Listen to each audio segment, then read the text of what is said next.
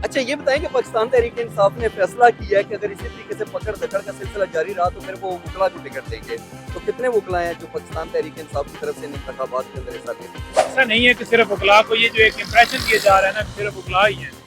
तो पाकिस्तान तहरीक इंसाफ का हर वर्कर, हर उसका सपोर्टर, हर उसका रहनुमा अहम है। इसकी अगर बात की जाए तो बल्ला ही बल्ला है। उसकी रीज़न ये है क्योंकि कौम इमरान खान के साथ खड़ी है, उसके विजन के साथ खड़ी है। बल्ले के निशान के ऊपर कोई हमला किया गया तो फिर लोग पहले ही नहीं मान रहे कि आप फ्री एंड फेयर इलेक्शन की तरफ जा रहे हैं। तो एक एक चीज़ जो है इनके लिए संगीन होती जाएगी। 1970 के इलेक्शन हमें पता है ईस्ट पाकिस्तान में क्या हुआ था।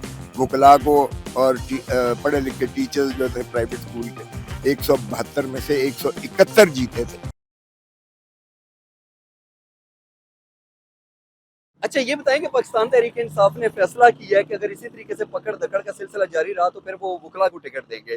तो कितने वकला हैं जो पाकिस्तान तहरीक इंसाफ की तरफ से इन इंतखाबात के अंदर हिस्सा ले रहे हैं?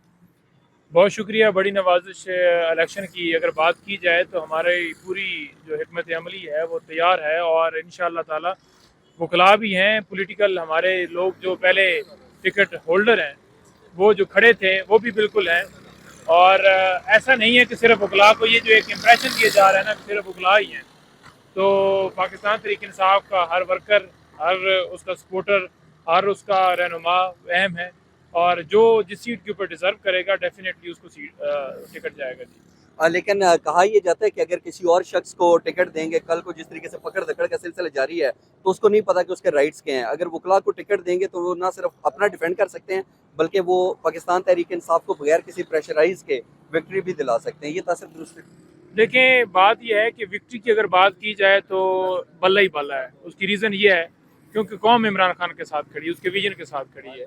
और जो इन्होंने तीनों अदवार में PMLN ने या पीपल्स पार्टी ने 15 साल में जो किया सिंध में, या इनकी परफॉर्मेंस बाकी आप देख लें कि जिस जगह के ऊपर 16 महीनों में इन्होंने जो मुल्क का हशर किया है, तो वो कौम इनसे नफरत करती है। सही। जो लोग वोट को इज्जत दो का नारा लगाते थे, उन्होंने वोट को जिस तरह से इज्जत दी है, अगवा लोगों को जिस तरह से किया है, जिस तरह से गिरफ्तारियां, छापे, उनके कारोबार बंद किए हैं, तो लोग अब उनसे नफरत करते हैं। अच्छा ये बताएं कि अकबर एस बाबर साहब जो है वो इलेक्शन कमीशन ऑफ पाकिस्तान में गए और इलेक्शन कमीशन ऑफ पाकिस्तान ने तहरीक इंसाफ को नोटिस भी दिया है। अगर पाकिस्तान तहरीक इंसाफ को बल्ले का निशान नहीं मिलता, ये इसके साथ इलेक्शन नहीं लड़ सकती, तो क्या किसी और निशान के साथ लड़ेंगे? देखें, ये एक साजिश है। उस साजिश के तहत ही इमरान खान साहब को डिस्क्वालीफाई किया गया।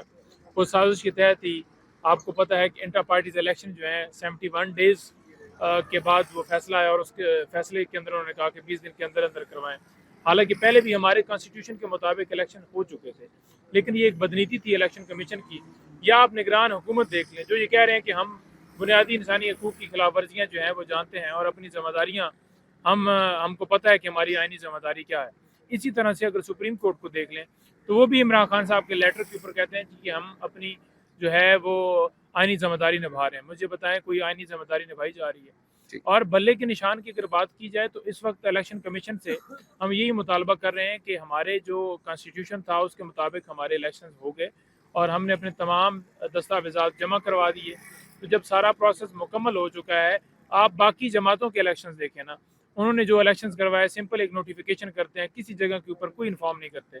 29 तारीख को हमने बाकायदा शेड्यूल अनाउंस किया और हमने ये कहा कि 2 तारीख को पेशावर में इस जगह के ऊपर हमारे इलेक्शंस होंगे। वो अकबर एस बाबर कहते हैं और नामालूम मकाम था, तरीक़ाकार भी नहीं बताया गया और हम गए, हम तफसीलात पूछते देखिए, रहे। अकबर एस बाबर साहब भी टाइम जब खत्म हुआ उसके बाद आए। पहली बात तो यह है कि वो मेंबर नहीं है। दूसरी बात यह है कि अगर वो खुद को मेंबर कहते हैं तो फिर मेंबर वाला क्या उन्होंने कोई काम किया है? खान साहब का अगवा हुआ, कहीं पर उनका कोई बयान आया, लोगों के घरों में छापे मारे गए। आपकी नज़र में कितने इम्कानात मौजूद हैं कि तहरीक इंसाफ बल्ले के निशान के साथ ही इन इंतखाबात के अंदर हिस्सा लेगी?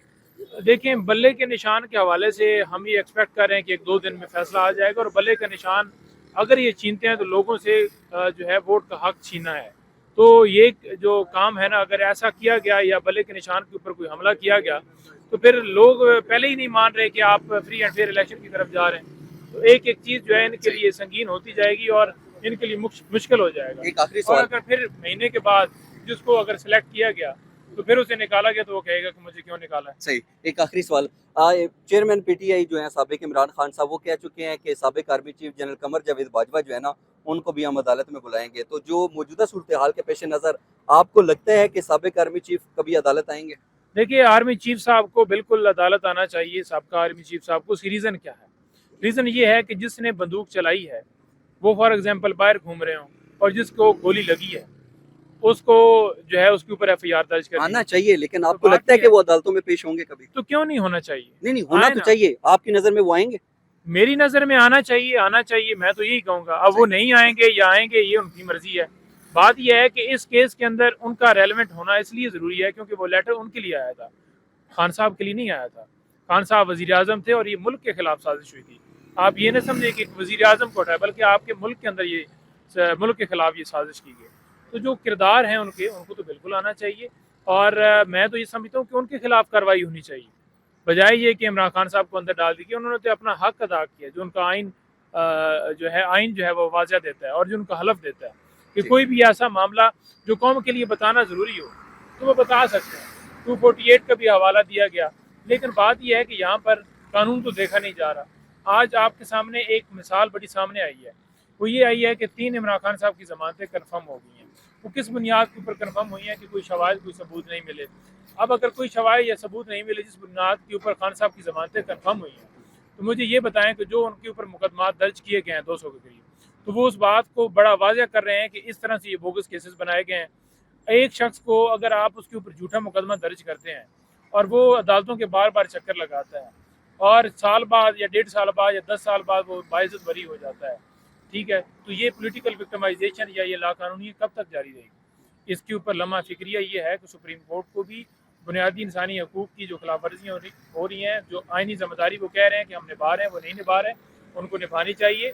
اور باقی تمام ادارے بھی جو ہیں وہ نیوٹرل ہونے چاہیے، اعلیٰ کار نہ بنے. الیکشن کمیشن اعلیٰ کار بنا ہے. اسلام آباد ہائی کورٹ کے اندر کوئی درخواست آتی ہے فیصلے محفوظ کر لی جاتی ہے. چلیں بہت شکریہ آپ کا، تھینک یو. السلام علیکم سر، کیسے ہیں آپ؟ خیریت سے ہیں؟ اللہ کا شکر. سر یہ بتائیں کہ کیا پاکستان تحریک انصاف نے یہ فیصلہ کر لیا ہے کہ اگر ان کو بلے کا نشان نہ ملا تو کسی اور انتخابی نشان کے ساتھ وہ لڑیں گے یا پھر آزاد امیدواروں کو کھڑا کریں گے؟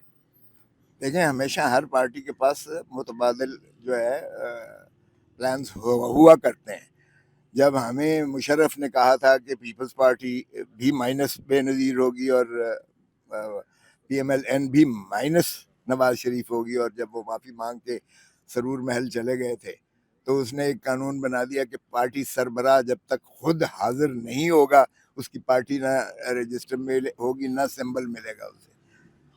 تو نواز شریف اس وقت بائیک آؤٹ کرنے پہ تلا ہوا تھا. ہم نے کہا یہ 85 والا کافی ہو گیا ہمارے لیے، بائیک آؤٹ نہیں ہوگا. ہم نے ساری رات بیٹھ کے 4 پیس بنائی، پاکستان سر، پیپلز آپ کی پارٹی نظر- پارلیمنٹیرین بنائی، اور نواز شریف نے اپنی جگہ پر صحیح. جاوید ہاشمی کو صدر بنایا اور راجہ ظفر الحق کو چیئرمین صحیح. بنایا. آپ کی نظر میں سر بیسٹ آپشن کون سی ہے کہ وکلاء کو ٹکٹس دیے جائیں یا پھر آزاد امیدواروں کو؟ نہیں دیکھیں، ہمیں 1970 کے الیکشن ہمیں پتہ ہے ایسٹ پاکستان میں کیا ہوا تھا.